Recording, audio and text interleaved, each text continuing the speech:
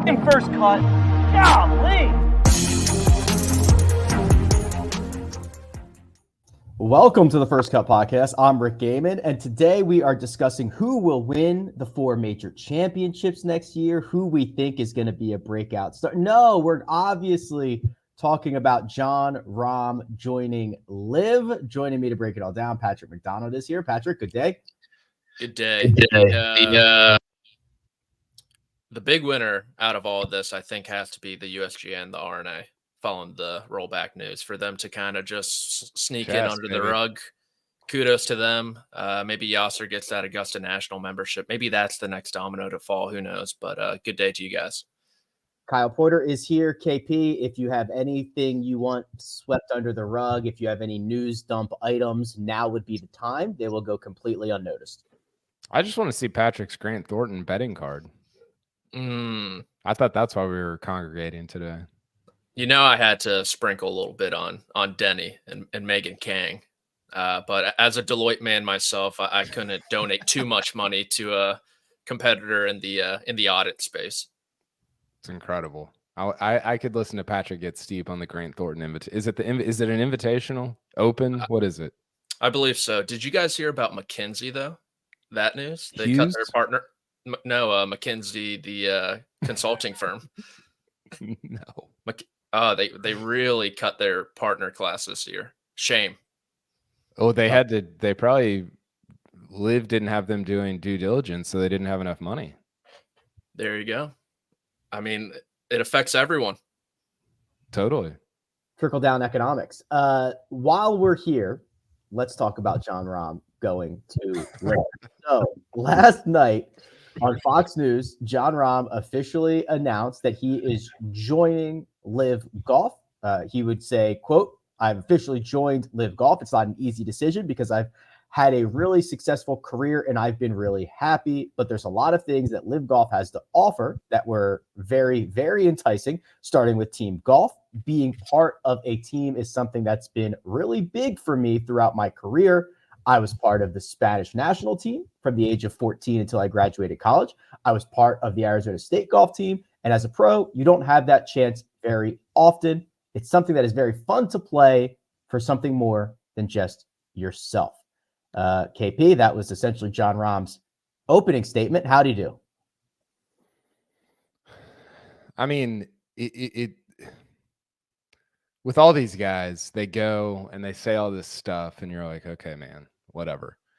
But with him, I mean, he's so like, was there anybody that's been, maybe Rory, I guess, that's been more vocal against all of that, right? Like so the money was one thing. He talked about obviously the famous clip from the US Open at Brookline, $400 million wouldn't change my life. And he at least like hinted at, well, the number got big enough, whatever. So he at least kind of like backtracked on that. With this, he's like, the format's stupid. I hate it, et cetera, et cetera. And all of a sudden it's like the greatest thing in the world. Like what are, you know, I just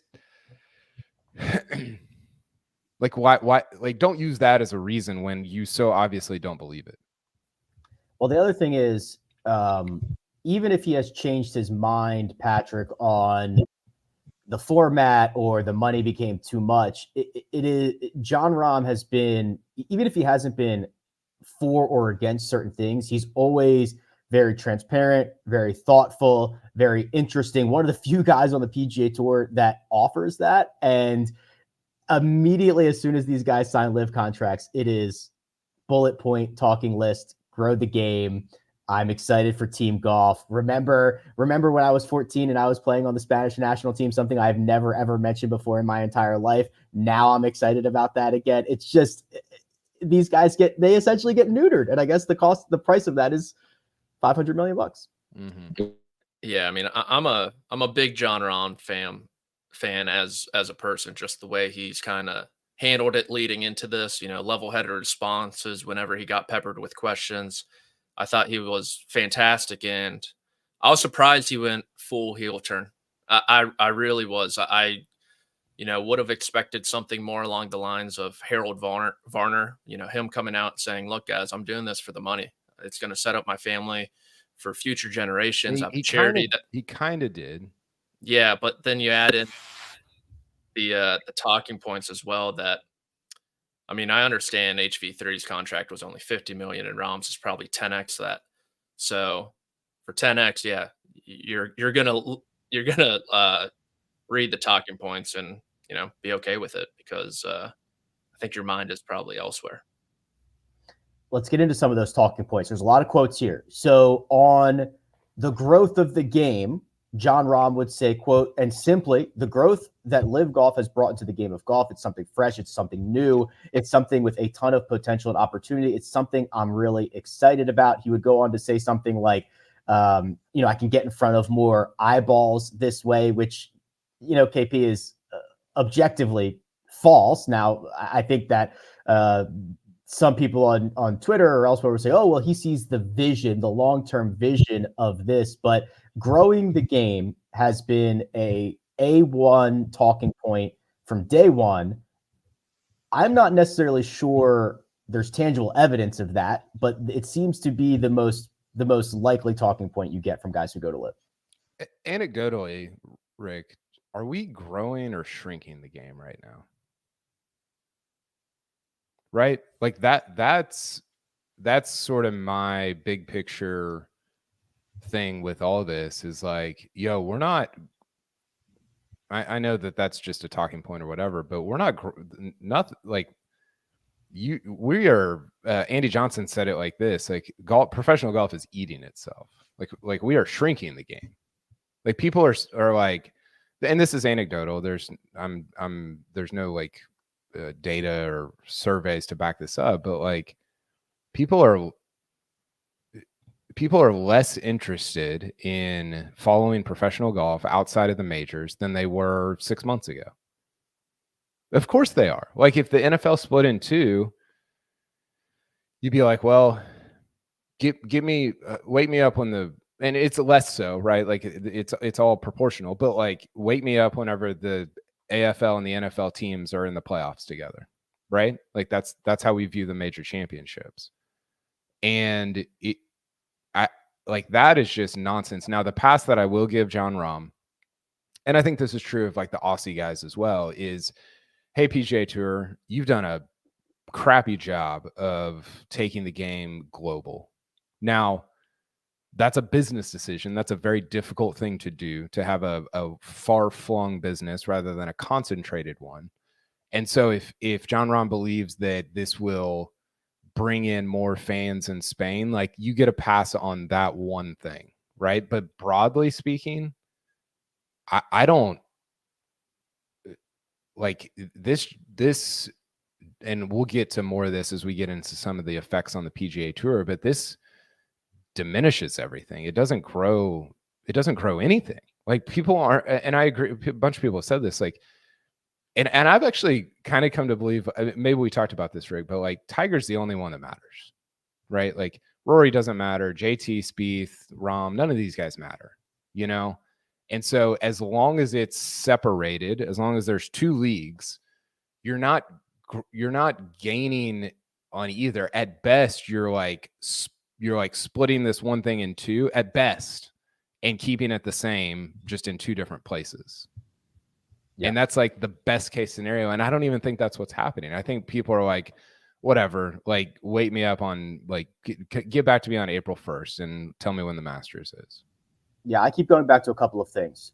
One, that 2020 golf was given a gift it hadn't seen before, right? An influx of new viewers, of new players, of interest. We got a Netflix doc out of it. The game had really never been so strong. And since then, repeated shots to the foot, whether it's rollback, whether it is splitting your stars into two different leagues, it has just been like a disaster and no end in sight. The other thing that I worry about, Patrick, and I'll ask you a question. Do you know who the current boxing heavyweight champion of the world is? Ricky Hatton. That is incorrect. KP, do you know who the current heavyweight champion boxer is? I don't know that I can name a boxer, so no. Vladimir or something. Okay, not a horrible, Putin. not Vladimir Putin. Vladimir in general, a horrible guess. Josh in the chat knows. So Tyson Fury. Okay, Tyson Fury's 34-0-1.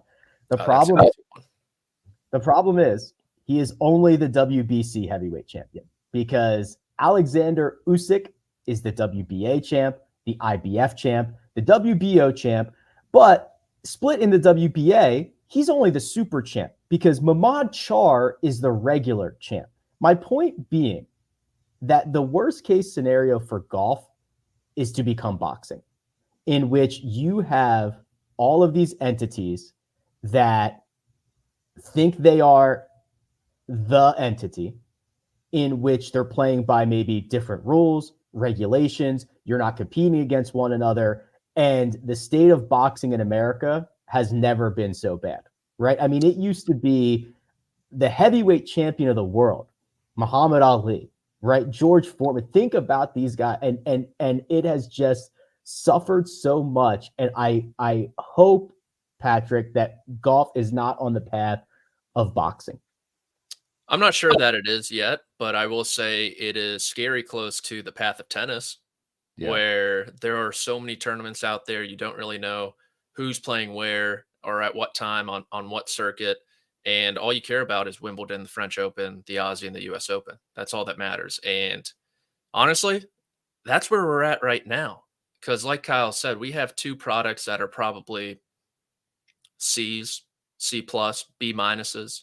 And we could just come together, put this, our differences aside and have an A+ product where you have something like, LIV Golf be the international circuit, harmonize schedules, lay down your guns and have people have flexibility in between tours. And you have the PGA Tour in the United States. And I don't know if they'll ever come to that. Hopefully they will. But I mean, having your best players not on the same playing field, on the same golf courses, at the same tournaments, it's brutal for the sport and it's exhausting to follow for the average fan. And we've talked about the average fan a lot, how they've just been boned in all of this, and they continue to get boned because they're not going to want to watch two different golf tournaments with Rahm and Koepka and DJ on one week and Rory, Spieth and JT on another, right? I mean, they're too golfed out at that point. They don't want to track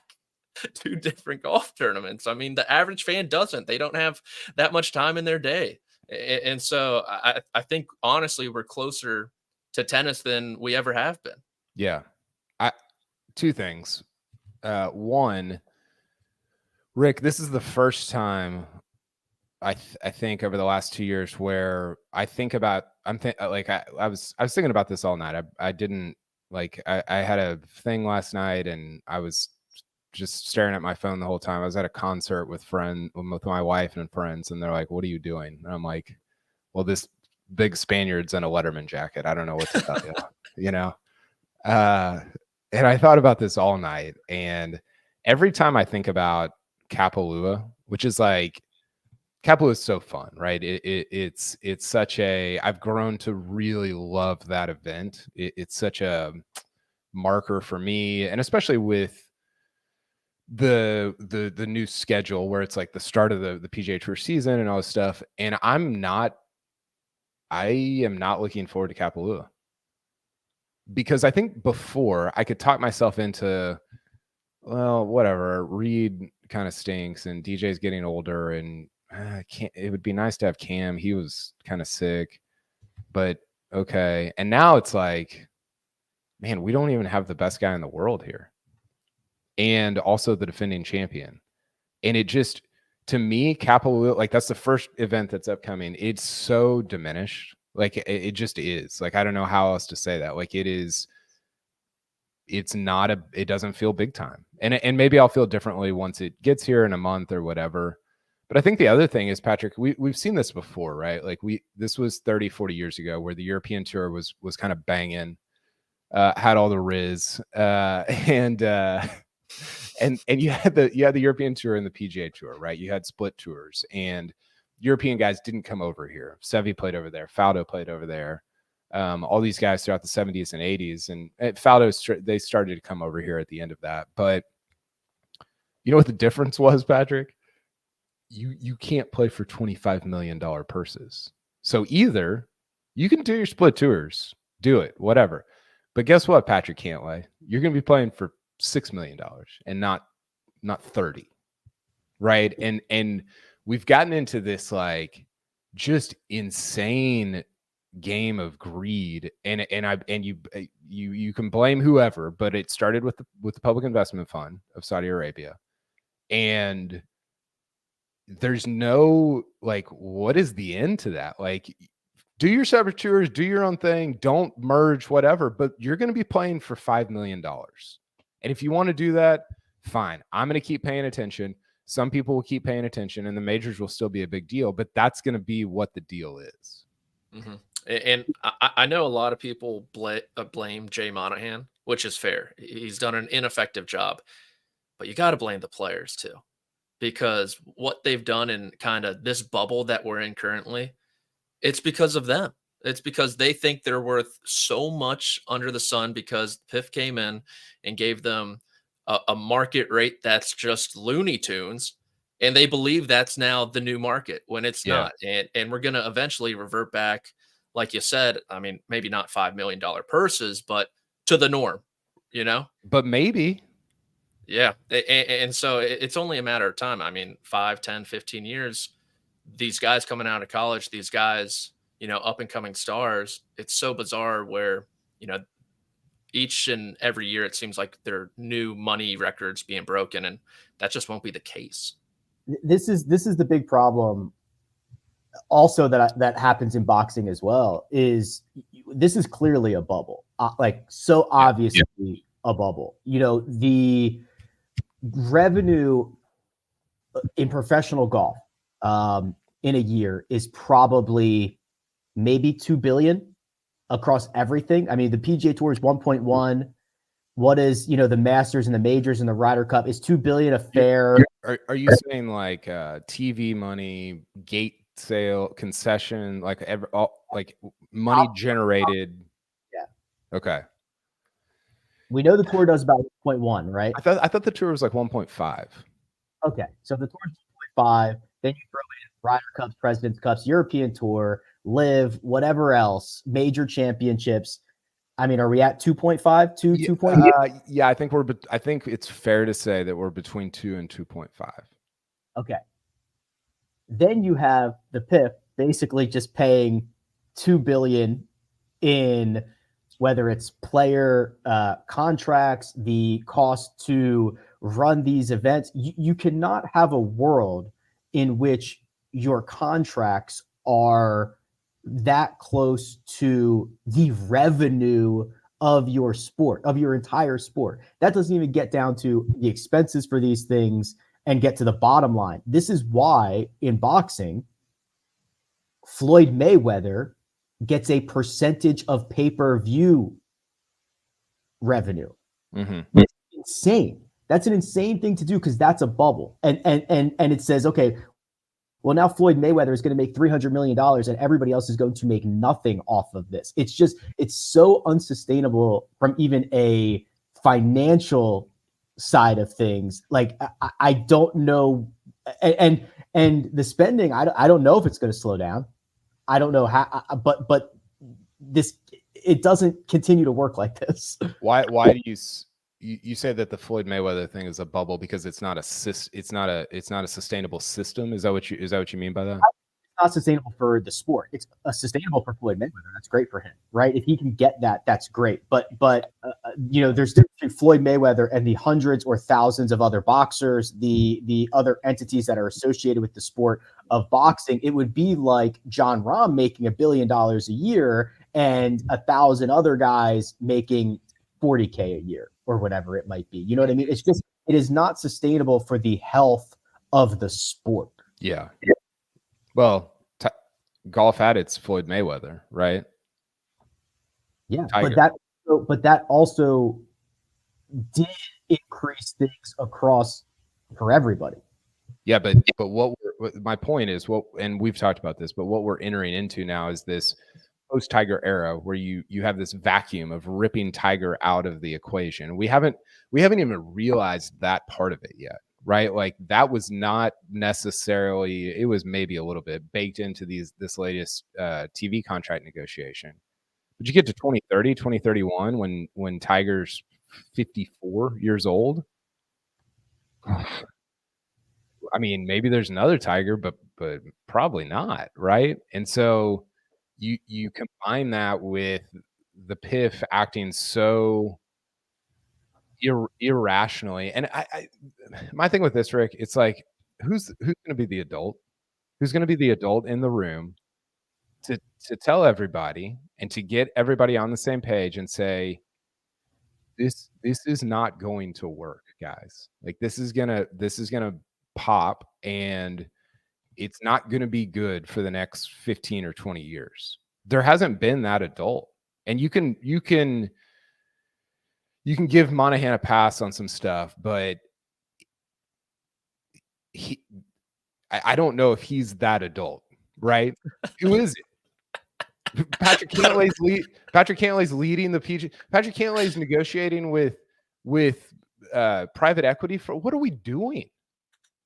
What are you like? The 8th best player in the world is trying to negotiate deals with private equity firms for the future of golf. What the hell is that? He himself a hat deal for $1 million. Yet he is trying to negotiate a multi-billion-dollar private equity deal for the future of professional golf. I thought that, so you know how Mark Cuban it was a couple weeks ago on Monday, he announced he wasn't coming back to Shark Tank. On Tuesday, he sold his majority stake in the Mavericks, and everybody's like, he's going to run for president. And I'm like, he's going to save golf. Like, he's going to be the guy. Like, clear out the schedule, get the funds. Let's go, Mark. We need you, buddy.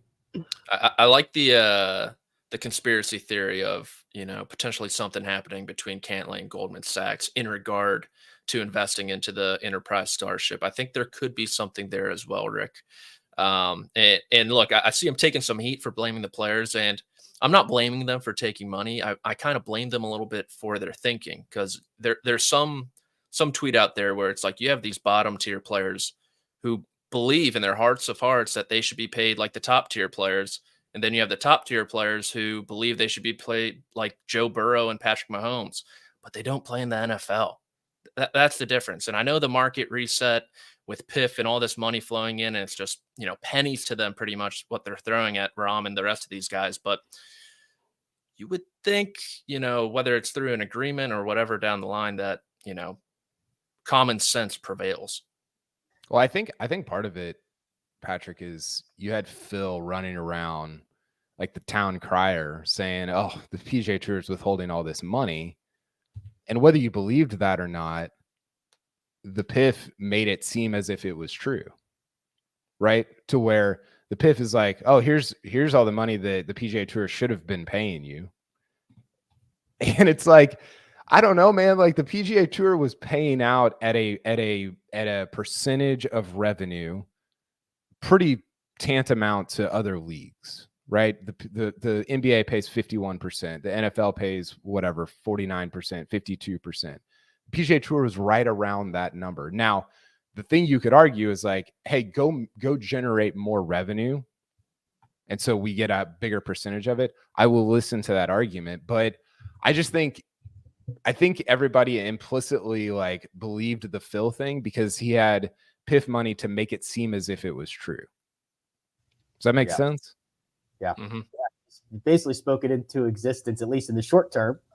We'll see what happens in the long term. We're going to continue this conversation. There's a question in the chat I want to get to. We've got to talk about what comes next. There's still a negotiation, seemingly, for the framework to become a permanent deal. We'll talk about that, but first we're going to take a quick break and hear a word from our partners.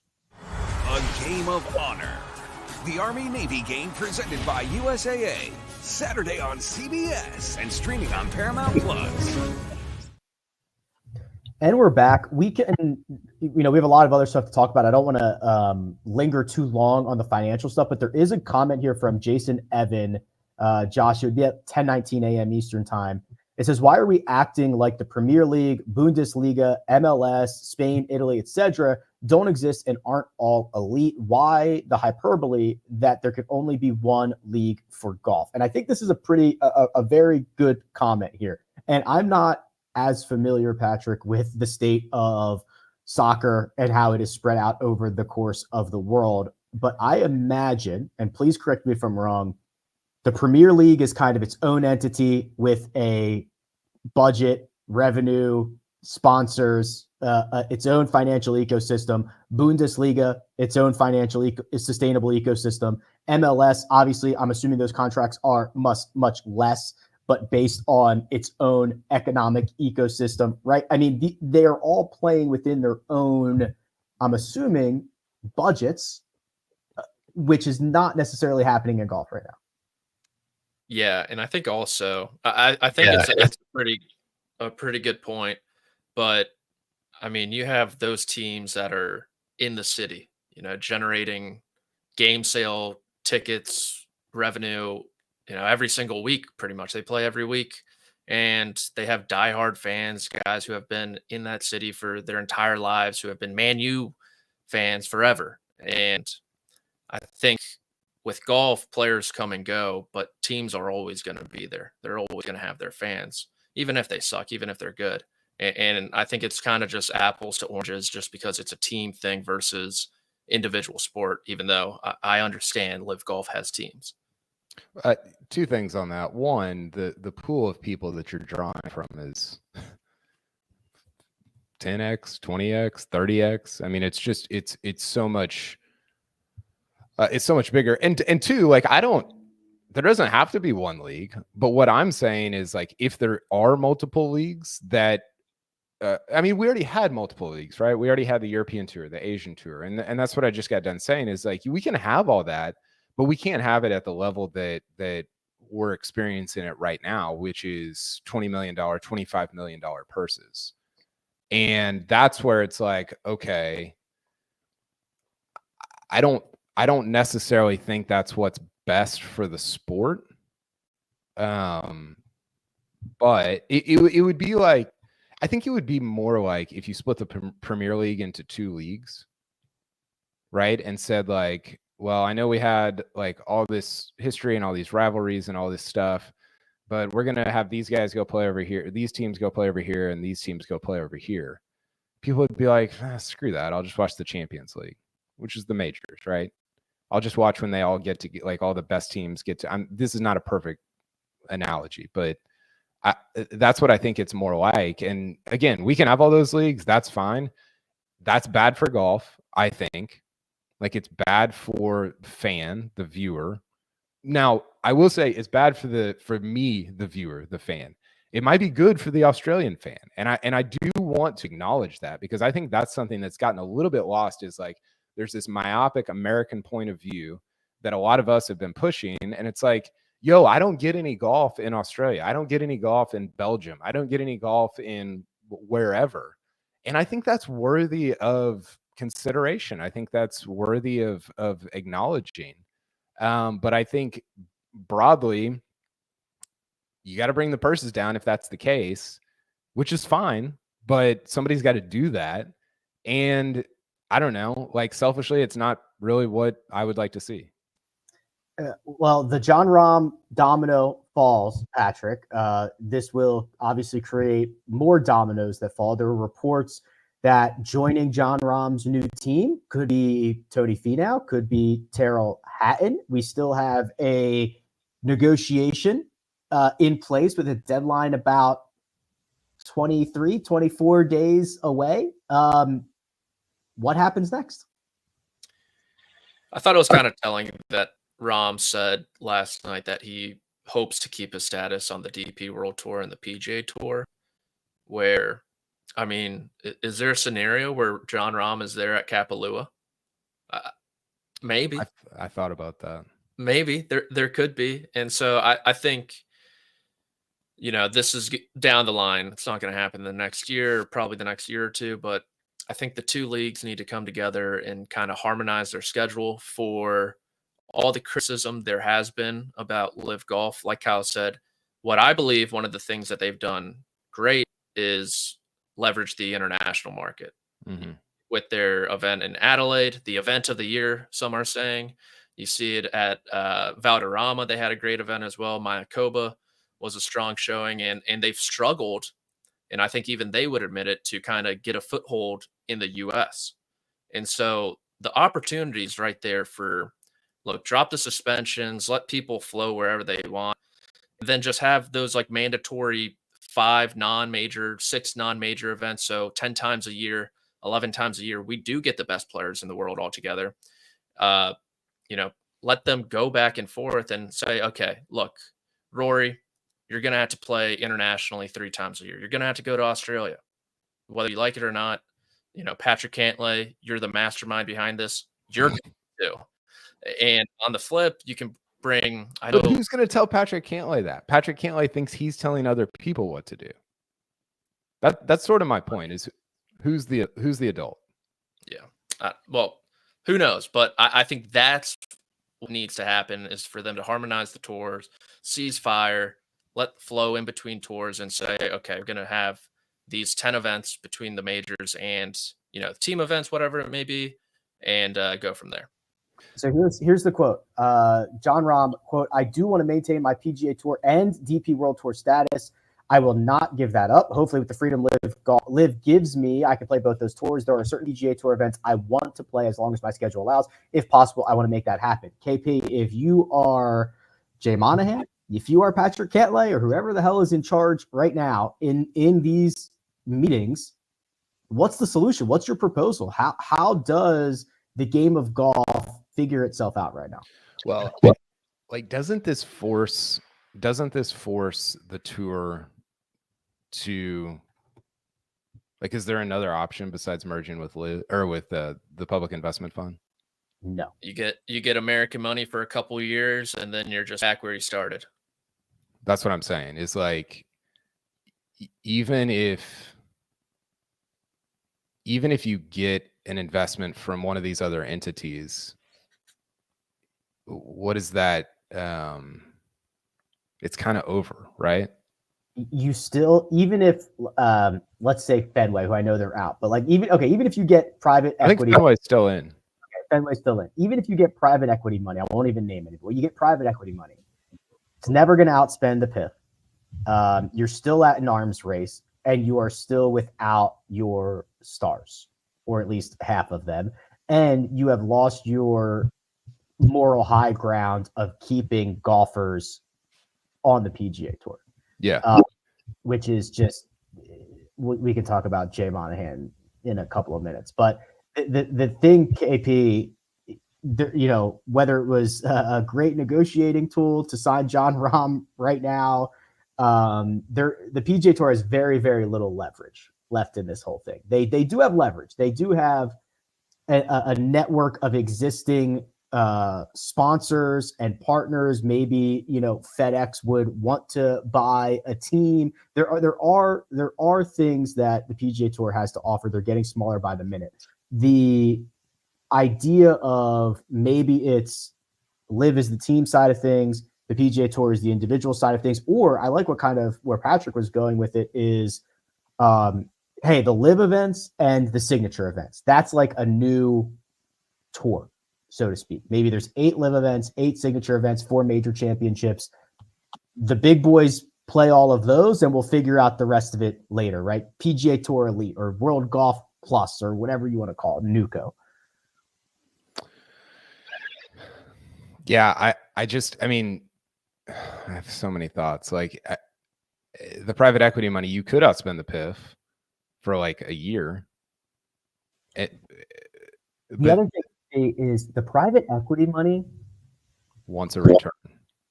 Yes, comes with strings. The PIF comes with strings as well, right? You've got to say nice things. You've got to go through the talking points, all that stuff. But you think that private equity is going to look at these tours underneath the PGA Tour that are just losing money hand over fist, that they are going to look at golfer 75 to 275 favorably? You're kidding yourself. Well, and that's what if you get private equity money, you don't necessarily get anything, because you're not going to get that money with the rubber stamp of like, oh, we can just like hand it out to these guys to keep them here. And so you're getting the money, but do you even get to spend it on what the PIF is going to spend it on, which is more players? I don't think you do. And you had this report on Sports Illustrated by Michael Rosenberg, who's a great reporter, good writer, good dude. He's fantastic. And the PIF apparently put $1 billion on the table. The PIF throws around $1 billion like I buy coffees, by the way, which is absurd and frequently. They put $1 billion on the table for like making guys whole, not for investment into the PGA Tour, but just for like, hey, sorry about what happened. Yeah. A $1 billion equalization pool for guys who stayed on the PGA Tour to make them feel good for their Who voted on that? Who voted on that? Who voted against that? That's what I'm saying. Well, what happened to it is what I'm saying. Like, where did it go? Did that get taken off the table? What? And this gets back to my earlier point of like, who's the adult that's like, yo, this isn't great. It is what it is. Let's make it work. And you're like, take the $1 billion and then take the $2 billion of investment. Mm-hmm. I guess I'm a little bit confused still, Patrick, on, well, I've got two things. One, I want to throw this over to you, and then I've got something for Rick. I'm confused a little bit about what Yasser and the Public Investment Fund wants. Like, what do you believe at this point in the game that's been going on for 2 years now? What do they want? Does Yasser want LIV to succeed, or does he want? It seems like he really wants to merge. That might not be true, but based on the pool of money, there was a report in the Wall Street Journal right around June 6th where it said that he agreed to stop litigating even if they didn't. What was that report, Rick? Yeah, he agreed to remove the lawsuit even if they didn't merge. Correct. I think this is side as well. Like they spoke to a couple of different merger and acquisition lawyers who were like, that's an insane thing to do, right? You only ever drop litigation under a condition that a merge does happen. And to do it with basically no strings attached, dropping the litigation, whether we get this deal done or not, is very uncommon in the M&A world. So, yeah, I don't know. What do you think the PIF wants? What does Yasser want, Patrick? I think he was willing to merge early around June 6th, and then Jay Monahan thought it was a friends and family affair. It's like, oh, let's bring Fenway Group in. Let's bring the Friends of Golf in as well. And I think the Rahm signing can be seen as him kind of thinking like, are we about to get blocked out of this? What the hell, Jay? This is my play to, make sure I'm still the center of attention in the negotiations. And look, I think reports of Yasser really loving LIV Golf and the team aspect of it are real. And I think, potentially that's not a concession the PGA Tour was willing to make. But there are just so many egos in that room that they can't, on the PGA Tour side, that they can't seem to put aside the fact that they were offered, reportedly, based on that SI article, $1 billion to be whole, $2 billion infused in capital. Yeah. And they said no to that based on what? They could have given the PIF 49% of that thing. But did they say no? That's my question. I don't, there wasn't like a conclusion to that sort of anecdote. It just kind of like evaporated. Said it was there. But, so, maybe it's still on the table for all we know. But the fact that it hasn't come to a decision yet, I think is pretty telling. And it was with the PGA Tour commissioner, whoever that might be, essentially being in charge, right? Like with the PGA Tour still having control. To answer that, KP, I think there's a lot of good outcomes for Yasser, right? If LIV becomes the only golf tour or the main golf tour in the world, great. They have power, they have control over the sport. If they do this merger, they have a ton of power and a ton of influence in the sport. I also think, and this was This was from Jon Rahm on Fox News. He was asked about Saudi investment in other sports, and Rahm said, quote, when Ronaldo, Neymar, Benzema went, those are big enough names to think, why not me? Clearly, they're trying to create a positive impact in sports. I'm happy that in a small way, I can help with that, end quote. If you Googled sports washing, that quote probably appears. So Yasser's got a couple of very good outcomes for him.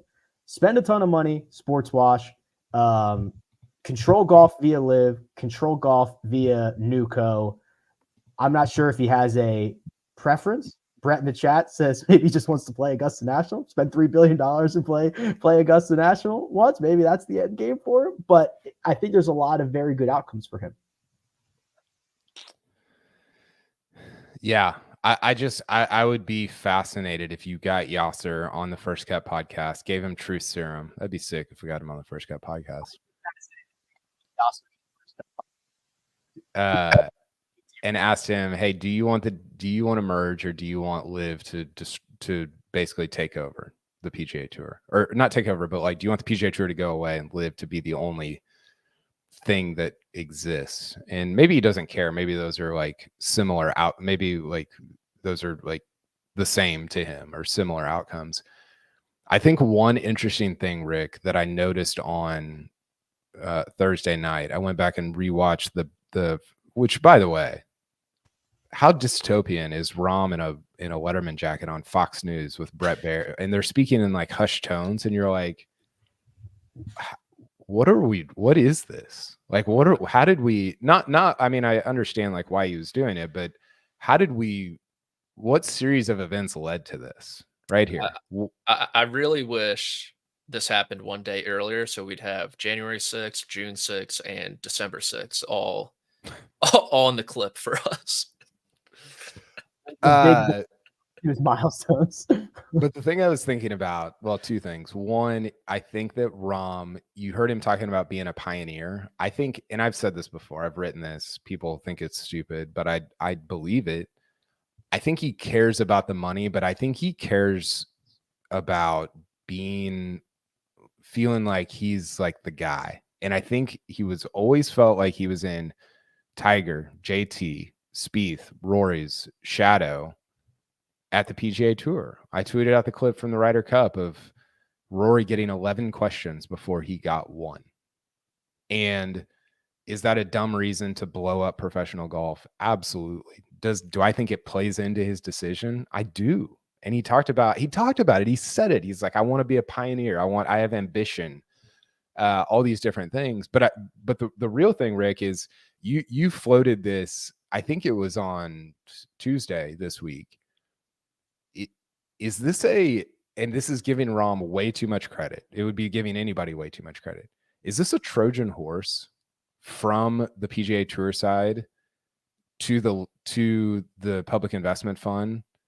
Or not even from the PGA Tour side, but from like the adults being like maybe Rahm, Rory, and some other guys of like, if Rahm goes, the tour can't let all these guys, they have to do the deal. They have to. That's a compelling Trojan horse, right? Yes. And we were kind of chatting about it a little bit. I think of is so interesting. And I know that when the PGA Tour and PIF, when they, drop the lawsuits, they also drop the idea that we're not going to like grab players from one another, right? But the timing of this, a few weeks out from the deadline, does that either say that Jon Rahm doesn't think a deal is going to get done, Jon Rahm doesn't care if a deal is going to get done, or that Jon Rahm is so big and so meaningful at this moment that he's the item that pushes the leverage so far in favor of LIV that this deal cannot get done. And now can't not get done. Not get done. Yeah. Right. Yeah. So then the PGA Tour has to throw up their hands and say, well, to preserve our existence, to preserve us even existing 5 years from now, we have to do this deal. And that deal comes with a $1 billion equalization fund to $2 billion investments. Everybody's going to make out like a bandit on this whole thing if this deal gets done. And there's really nothing stopping. What's stopping Rory McIlroy and Victor Hovland and Tony Finau and Scotty Scheffler and all? Like, what is actually the resistance to them not going to LIV? Right? Well, this is conspiracy theory central right now. Like this is not a real thing. But if it was, if I did it, shout out to OJ. First cut. Shout out to OJ. He does the media rounds. Yeah, golf. Yeah, big time, steep. Yeah, it's pretty. I don't know, man. Like, it's pretty interesting. Rahm had a quote last night. I don't know if you guys watched the whole thing, but he had a quote where he said, "I want to thank Patrick Cantlay, Rory, and Tiger Woods for their work," and something like, "I hope they get what they're going for. I hope they get what they want." Mm-hmm. And I heard it and I was like, wait a second. Like, why is he talking about, like, why that's weird that he would say that. Was that him doing his live television? Like, hey guys, I'm here. I've done my part now. Yes. To be clear, I don't believe any of this, but I also might believe some of it. Yeah, I honestly, look, you say the term Trojan horse, my ears will perk up. That's just a fact. And I love the way you guys are attacking this. I think there could potentially be some legs to it. Or I think you just wanted $500 million. I know. I feel part of this, and everybody has done this, everybody that I've listened to or read has kind of gone a little bit out of their way to like make excuses for Rahm in a way that we didn't for DJ and Graham McDowell and all these guys, Brooks, Pat Perez, especially, because Rahm's awesome. Like, he is like the dude. And I don't know him well. I barely know him at all, but like, he's awesome to talk to. He's awesome with his time. Like, he's fantastic. And I think a lot of us are like bending over backwards to try to come up with reasons. You know what would end it though, Rick? You know what would end it all? I'm ready. Rory going to LIV? Yeah. I mean, if Rahm was in deep, then Rory's like on the other side of the earth. Like, he's the whole, it would be, I just don't know if he could even do it at this point, but like, that would be the end of that would get the deal done. So I want to mine into that because it kind of goes into something that I think about with Jay Monahan and how this whole thing has played out. We'll do that. We'll put a bow on this conversation, but first we're going to take a quick break and hear a word from our partners. We need the sports news anywhere. We've got breaking news to bring you. Then get your sports anytime you want them. Big trade news overnight to discuss. Because we know you need sports all the time. A lot of movement in the rankings this week. A legend adds to their legacy. We're bringing you that breaking news right here on HQ. CBS Sports HQ, anywhere, anytime, all the time. And we're back. Okay, let me try to work through my thoughts here, KP, because so Rory McIlroy, who has been clearly the most vocal anti-LIV pro PGA Tour player, could he even at this point come out and say, whatever, I've lost, we've lost, I'm going to do it, I want to play where the world's best are, et cetera, et cetera, et cetera, whatever that might be? And I think the answer is, could he physically make those words come out of his mouth? I don't know. It would be very, very painful. But it would be crazy. It would be memes for years. But I honestly think, and this to me, I'm getting ready. I'm not quite there. I'm not quite ready to shoot Jay Monahan into the sun yet. I'm going to give him 23 more days, right? But if we get to January 1st and there's no deal done, we can shoot him straight into the sun, because this is his fault. I mean, I just look back at this. It was a failure to prepare. It was a failure to react. It was holding your players to a moral high ground. It was getting all of the help from your sponsors who would not sponsor anything with LIV. It was getting all the help from your networks, which would not even cover LIV. It is getting help from the OWGR, which would not give them points, yet you are still losing because you, behind the back of your players, gave up your moral high ground, said the thing that we've been talking about, the blood money, which you have to stay away from, is now okay, and we're going to get it.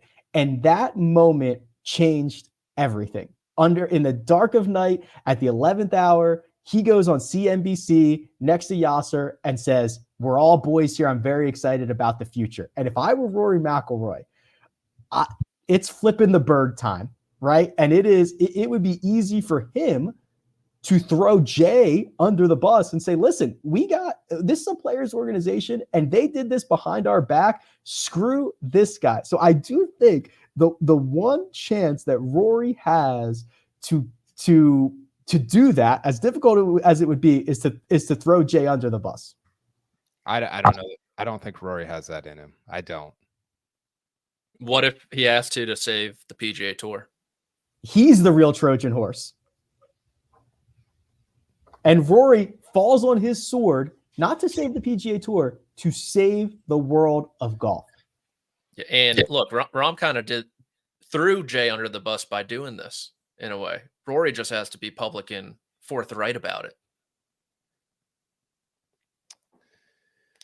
Yeah, I don't know. My AirPods just died, so my sound's coming through my computer. I'm sorry if there's feedback, but what does that accomplish if he throws Jay Monahan under the bus? Like does that get the deal done quicker? Like what is? No, but the thing that is stopping, I think where this started is Rory has been so anti-LIV, but things have changed with Jay Monahan essentially going behind these guys' back and changing the morality of things. Well, but here's the problem the whole time, Rick, is they rolled the players out to do their dirty work the whole freaking time. Yes, Jay Monahan should have been doing weekly press conferences. Instead, he made Rory McIlroy, Justin Thomas, Jon Rahm answer questions day in, day out, on the record, sound bites, be the mouthpiece, go through their talking points, and then showed up on CNBC unannounced. Because if I love how fired up Rick never gets this fired up. If an adult was like leading the charge and not rolling players out there and part of the problem with all this, Rick, is the structure of the organization. Member run. Well, who's in charge? Yeah, we're finding out that nobody knows, right? Like nobody knows who's in charge. Nobody is in charge. No adults. But if Jay or whoever hadn't been rolling Homa and Rory and JT and Spieth and writing talking points for Tiger out every week and had been front and center, then it doesn't feel like you're being betrayed. It feels like, well, it's still not great. It's not good vision, but at least you were the one that was out in front talking, taking the arrows, right, from everybody. And then you're like, well, we kind of got to this point. We got hung up. I actually don't blame Jay for keeping the deal like a secret. I blame him for everything that led up to that, to where he made everybody else the fall guy and not himself. That's the part that I think is a really bad look. And to be clear, Patrick, I mean, it's not a super enviable position. And I think this is why it being a player-run organization makes it very difficult, where, Golfer 1 has a lot of different incentives and goals than Golfer 275 has, and the commissioner has to make all those people happy. But a player-run organization, it's so hard to do that, right? It's to make everybody happy. And we're finding out that a player-run organization has a lot of different players and a lot of different opinions and goals and things of that nature. So it's not enviable, but the way that this has been handled is just 2 thumbs down. big time F. Which means if you're Yasser, why wouldn't you want Jay Monahan to be the guy you're negotiating with? Do you think there's a scenario where, it's like, hey, we want to get rid of Jay? Yasser's like, if Jay goes, I walk away from the table. Like, I want to do this deal with Jay because he knows he can take advantage of him. You're doing a deal. You want to do a deal with the guy that you perceive as the most incompetent. Yeah, and then we can get him out once my money's tied in. Yeah, here's the best case scenario for Yasser and maybe for golf is like you get a deal done with Jay December 31st, and then Tiger Woods becomes the commissioner of the tour. Like, you know what I mean? Not that he would want it or anything like that, but I don't know how. I'm stunned that Jay Monahan is still involved. I'm stunned. I don't know how he survives if a deal gets done. I don't know how he survives if a deal doesn't get done. Right? Like, I don't know the future for this guy. I don't think it's great. It honestly reminds me a little bit. A couple years ago, the Steelers were switching general managers, and the old one, it was his last season. He's like, you know what? I want to do one more draft, and they let him.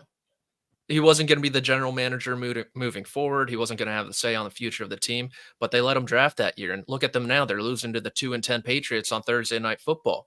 It really does remind me of that in a way where I think Jay's going to be, very influential if a deal is struck, an architect, so to speak, a pioneer, even, to steal a word from Jon Rahm, and then he's going to be gone. I think that's how it unfolds. I don't understand how, and I get that it's convoluted and complicated because the structure of the organization is very different than we think of a regular organization working.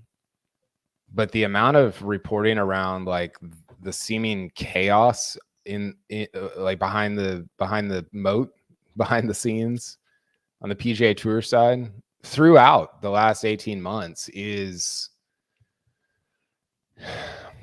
like just I don't know. It's kind of infuriating, and I think that people, like, for me, this has gone beyond like whether you're a fan of LIV or a fan of the PGA Tour, because I think fans of golf in general are just getting vaporized by the situation. And if you're rooting for like LIV as an organization, congratulations. Like, very, very cool stuff. Like, you essentially are rooting for golf to like shrink and not be like awesome, And I think the same can be said. Like, I think one thing that's gotten lost in all this, Rick, is like, it became, if you spoke out against LIV, it's like, oh, well, you just love the PGA Tour. Like, you just love that organization. It's like, I don't care. Like, I don't care who is in charge of what. I don't love when a government, whether it's foreign or domestic, is running a sports league. I don't love that, right? You and I have talked about that, but I have no like affinity for the PGA Tour. If Mark Cuban starts a league and is like running this golf league and it's called the Dallas Golf League and everybody plays in it, great. Like, whatever, I don't care. But like, if you're rooting for either side now, then I think you're rooting for a diminished golf world, which would be super unfortunate for fans. Yeah, it's very easy to take sides on everything these days, but having a split sport is an insane thing to root for. Imagine, we talk about it all the time, if the NBA were to split and you're rooting for let's send Giannis and LeBron and so, and we'll never see them again, or we'll see them 4 times. Like, why would you ever want that? And yeah, whether it's this is going to be a case study of how to screw up a business, I think. I mean, you're a nonprofit that didn't have any competition for 75 years. And on the first ounce of competition, like, you buckle to the ground. I mean, it is like, it's shocking how far we've come. I'm stunned. Yeah. It's just disappointing, really. I mean, I think I don't know how this is gonna go. And I think I'm with you, Rick. If we get to December 31st and they're like, well, we haven't figured this out, or we're partnering with these private equity groups and the PIF is out, I would not feel great about the future of professional golf, genuinely. Right. And like the next 3 weeks are going to be fascinating, which I'm like, can I just read a book in December? Like that's what December's for golf people. And the next 3 weeks, you might have 15 guys say like, well, I've got 3 weeks to get my 30 million. I'm out. Right. Right.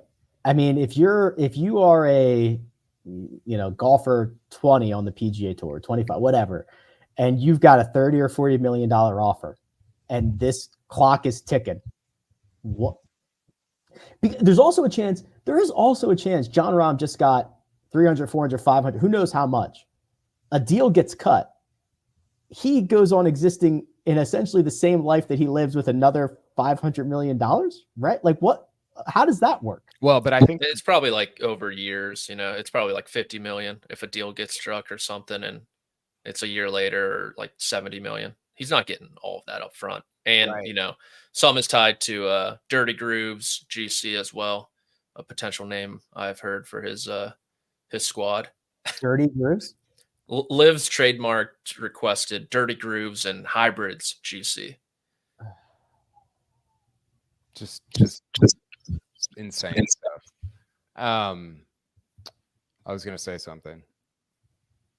I think the $1 billion in like pay, like giving to guys is still a thing. Like I don't think just because Rahm got all this money that it means that other guys might not. I just think like why is Patrick Cantlay leading the charge on the PGA Tour side? You've got Ed Hurley, who leads like one of the biggest law firms on earth, and is like adept at all this stuff. And freaking Patrick Cantlay is trying to. I mean, what are we doing? Like, what is happening? It's outrageous. We're gonna change the name of this podcast to "What Are We Doing?" because it is seriously insane to think about. We have no idea. Here, final thought here: $1 billion split by 200 golfers is $5 million a piece. $5 million for your loyalty. 200 golfers, maybe worth it. All right. There's obviously plenty more to come. December will not be quiet. December will not be fun. December will not allow you to read books. Clear your calendars. Cancel Christmas. December is golf drama time, and we'll cover it as we go. Big thanks to producer Josh, who does all the hard work behind the scenes. Patrick McDonald, available on Twitter at Amateur Status. Kyle Porter at Kyle Porter CBS. You can find me at Rick Run Good. This has been The First Cut. We'll catch you next time.